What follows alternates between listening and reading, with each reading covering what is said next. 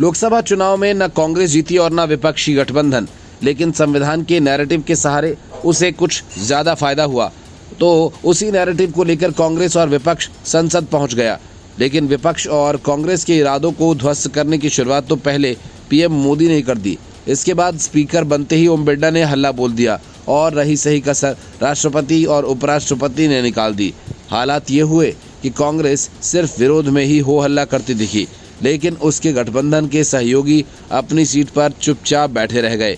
किसी ने आगे बढ़कर कांग्रेस का साथ नहीं दिया और आपातकाल पर कांग्रेस पानी पानी हो गई। संविधान की जीत के नैरेटिव पर खेल रहे राहुल गांधी और उनकी कांग्रेस को बीजेपी का जवाब है।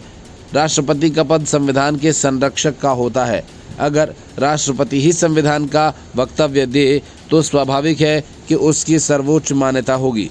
महामहिम द्रौपदी मुर्मू ने अपने अभिभाषण में संविधान को कुचलकर आपातकाल लगाने की निंदा की तो कांग्रेस कितनी असहज हो गई और संविधान पर घेरने की रणनीति में खुद घिरने वाली कांग्रेस को उपराष्ट्रपति जगदीप धनखड़ के वक्तव्य से भी जोर का झटका लगा। राष्ट्रपति के अभिभाषण का अनुमोदन करते हुए उपराष्ट्रपति जगदीप धनखड़ ने आपातकाल में संविधान की हत्या का जिक्र किया।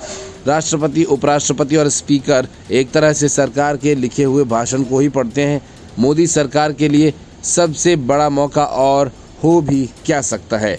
उसने संविधान पर कांग्रेस की कराह निकालने के लिए ट्रिपल अटैक की स्ट्रेटजी अपना ली। आपातकाल के बहाने कांग्रेस पर लोकसभा अध्यक्ष, राष्ट्रपति, उपराष्ट्रपति का 3 तरफा हमला हुआ। कांग्रेस ऐसा दिखाने की कोशिश में जुट गई कि जैसे मोदी और बीजेपी हार गए और मतदाताओं ने राहुल गांधी को प्रधानमंत्री बना दिया। कांग्रेस की ये आक्रामकता संसद में भी दिखी जब लोकसभा अध्यक्ष पर आम सहमति के लिए उपाध्यक्ष पद विपक्ष को देने की शर्त रख दी गई। सियासी दांवपेच के इस खेल में बीजेपी कहां कदम पीछे खींचने वाली। उसने भी सत्र की शुरुआत में ही कांग्रेस को बोल्ड करने में कोई कोर कसर नहीं छोड़ी। 2014 के लोकसभा चुनाव में कांग्रेस ने अपना सबसे पहले खराब प्रदर्शन करते हुए 44 सीटों पर जीत हासिल की और अगली बार 2019 में बढ़कर सिर्फ 8 सीटें बढ़कर 52 पर आ गए।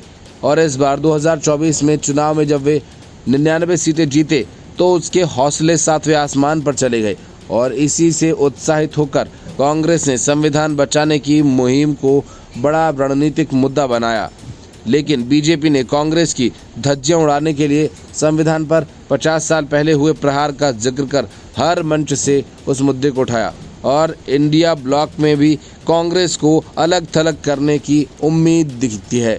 इमरजेंसी कांग्रेस की ऐसी कमजोर नस है जिस पर विपक्ष में आसानी से फूट डाली जा सकती है और इस मामले पर कांग्रेस के अभी के कुछ सहयोगी भी दबे स्वर में ही सही कांग्रेस की आलोचना करने से नहीं चूकते।